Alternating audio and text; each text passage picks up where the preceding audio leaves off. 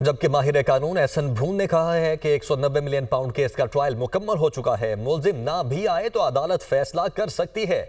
ये open and shut case है, सारी चीजें रिकॉर्ड का हिस्सा हैं। फैसले को मौखर करना भी अदलिया पर सवालिया निशान है। शुबा भी नहीं आना चाहिए कि गवर्नमेंट से कोई डील या बात हो रही है। किसी भी पार्टी के पास समझौते का इख्तियार नहीं। नैब केसेस में प्ली बार्गेन की गुंजाइश है। इस केस में ना गवर्नमेंट रियायत हो सकती है ना प्रोसिक्यूशन। वो दुनिया न्यूज से गुफ्तगू कर रहे थे। कंप्लीशन ट्रायल जो है वो कंप्लीट हो चुका है और ट्रायल की कंप्लीशन के बाद अगर किसी हवाले से ना भी आए मुल्ज़म तो अदालत फैसला कर सकती है। प्राइमा फशाई तो ये ओपन एंड शट केस है, क्योंकि नैब केसेस में ये नहीं होता कि फ़लाँ ने क्या किया फ़लाँ ने क्या किया।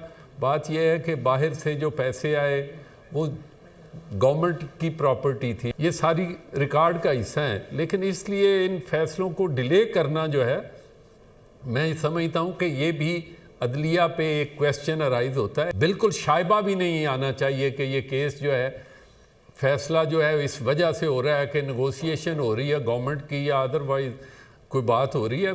ये एक ऐसा केस है जिसमें किसी भी पार्टी के पास कंप्रोमाइज़ का कोई इख्तियार नहीं है। नैब केसेस में प्ली बार्गेन की गुंजाइश है, इसलिए इसमें कोई ना गवर्नमेंट रियायत दे सकती है ना प्रोसिक्यूशन स्टेज पे रियायत दे सकती है। गौहर साहब का कहना माने नहीं रखता। अदालती ट्रायल में गौहर साहब मुल्ज़म नहीं है, ना वो गवाह हैं। अदालत में ये या तो बानी पीटीआई या उनके वकील जो हैं वो इसको के हवाले से बात करें।